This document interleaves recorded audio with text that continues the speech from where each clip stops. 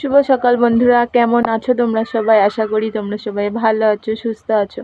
আমিও খুব ভালো আছি। সোমা ব্লগসে তোমাদের সবাইকে স্বাগত আর অনেক অনেক ভালোবাসা জানিয়ে আজকের ভিডিওটা শুরু করছি। আশা করি তোমাদের ভিডিওটা ভালো লাগবে। তোমরা সাথে থেকো, সঙ্গে থেকো। তো দেখো, এই যে মেয়েকে ঘুম থেকে উঠাতে এসছি আর কি। তো এখন বাজে সকাল 7টা আর কি। আজকে এমনি আমার একটু ঘুম থেকে উঠতে দেরি হয়ে গেছে। তো তারপরে সংসারের যে বাসি কাজগুলো থাকে সেগুলো সারলাম।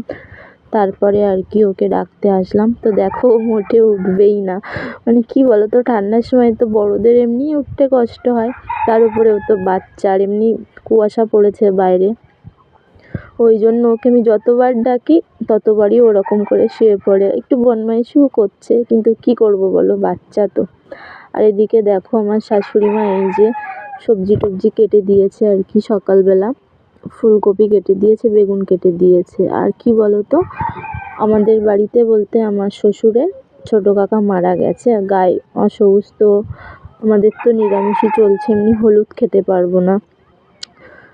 কী আর করবো, এই 13টা দিন তো বাঁচতেই হবে। তারপরে এই যে বেগুনগুলো আমি আগে প্রথমে জল দিয়ে ভালোভাবে সেদ্ধ করে নিয়েছিলাম নুন দিয়ে। তারপরে এই যে ছাঁকা তেলে ভেজে নিচ্ছি আর কি, হলুদ ছাড়াই। তারপরে এই দেখো, ফুলকপিগুলো তেলে ভেজে নিচ্ছি। ফুলকপি না ছাঁকা তেলে না ভাজলে যেন খেতেই ভালো লাগে না, তরকারিটাই যেন ভালো লাগে না। ওই জন্য ফুলকপিগুলো ছাঁকা তেলে ভেজে নিয়ে তারপরে এই যে দেখো, আলুগুলো ভালোভাবে কষিয়ে নিয়ে তারপরে একসাথে টমেটো সয়াবিন দিয়ে ভেজে জল ঢেলে দেবো আর কি।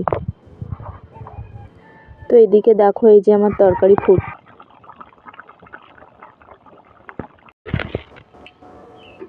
তো দেখো, এই যে আমার রান্না হয়ে গেছে। এই যে বেগুন ভাজা।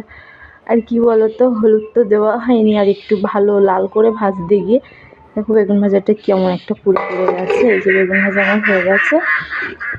আর এই যে দেখো, ফুলকপি আলু সয়াবিন টমেটো দিয়ে রান্না করেছি হলুদ ছাড়া। আর এতে একটু কালারের জন্য দিয়েছি আর কি, লঙ্কার গুঁড়োটা একটু বেশি করে দিয়েছি।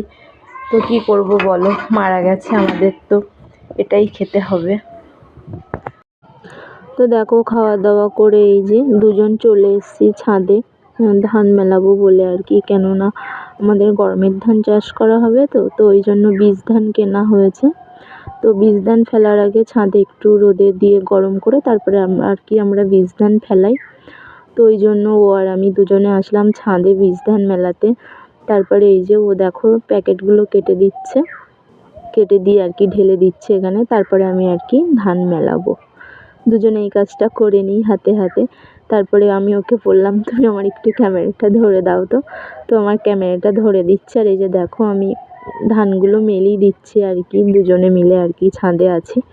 তো কি বলো তো, এই ধানগুলো এত ছোট ছোট না, ওই জন্য পায়ে মানে ফুটে যাচ্ছে। মানে গরমের ধান একটু কাঁটা হয় আর কি। তো এই জন্য ও বলছে যে তুমি নইলে উঠে আসো, আমি করছি। তাই বলছি না, ঠিক আছে, আমি যখন করছি ওই জন্য করলাম। আর পাখির জন্য দেখো নেট দিয়ে ঢাকা দিয়ে দিয়েছি। সকালে রান্না বান্না করে মানে সব কমপ্লিট হয়ে গেছে আমার রান্না বান্না কি। তারপরে ছাদে ধান মেলালাম, তোমরা তো দেখলেই। এবার যাব হচ্ছে মাঠে ধান বাঁধতে, কেননা বুঝতেই পারছো এখন মানে মাঠের কাজ করতে তো হবে। তো জন কাজ করছে, ভাবলাম সেই বাড়িতে ফিরে আছি, তো মাঠে যাই ধান বাঁধতে। তো এখন যাব ধান বাঁধতে।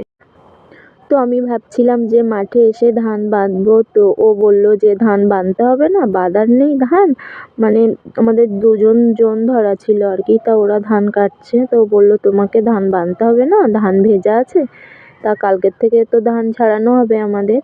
তো ওই জন্য ও বললো যে ধানগুলো বাঁধা আছে, এইগুলো তুমি ওইখানে ঝাঁকা দিয়ে দাও, দিয়ে দিলে আর কি ধানগুলো নিহর পাবে না। তো তার জন্য আমি এই ধানগুলো ওখানে ঝাঁকা দিয়ে দিচ্ছি আর কি, এখানে যা আছে ধান সেইগুলো। আর ও দেখো, ওই যে ওখানে মানে আমাদের ওখানটায় গরমের ধানের চাতর করা হবে আর কি। তো তার জন্য ওখানে আল ছাড়ছে আর কি, আল ছেটে ওখানে বাঁধ দিচ্ছে। আর আমি দেখো এদিকে এই যে ধানগুলো করছি। আর রাস্তায় মানে আমার শরিকের জায়েরা বসেছিল, তো তারা হাসাহাসি করছে আর কি। তো ওদের কথা শুনে আমিও হাসছি। আর এদিকে এই যে দেখো আমার বর।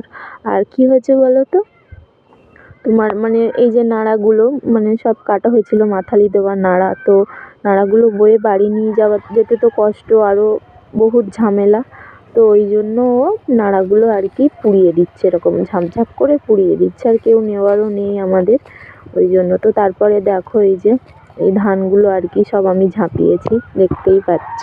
দেখো এই যে মাঠের থেকে চলে এসেছি আমি, আর এই মেয়ে এই যে খিদে লেগে গেছে বলে কেক খাচ্ছে প্লেটে করে।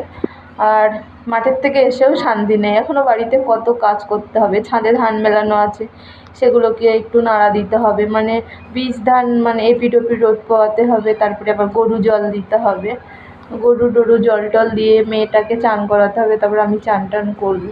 কাজের আর শেষ নেই, মানে সারাদিন করলেও কাজ ফুরাবে না। তো দেখো পরে আবার দেখা হচ্ছে।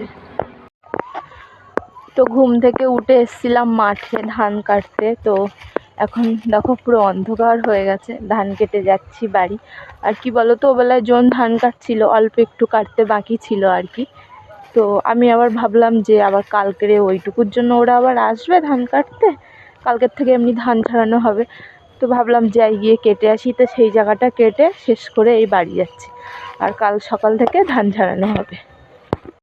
তো দেখো এই যে মাঠের থেকে এসে শুয়ে পড়েছি, আর কি বলো তো, মানে ধান কেটে এত মাজা ব্যথা করছে, তো একটু মানে শুয়েছি আর কি মাজাটা ছাড়ানোর জন্য।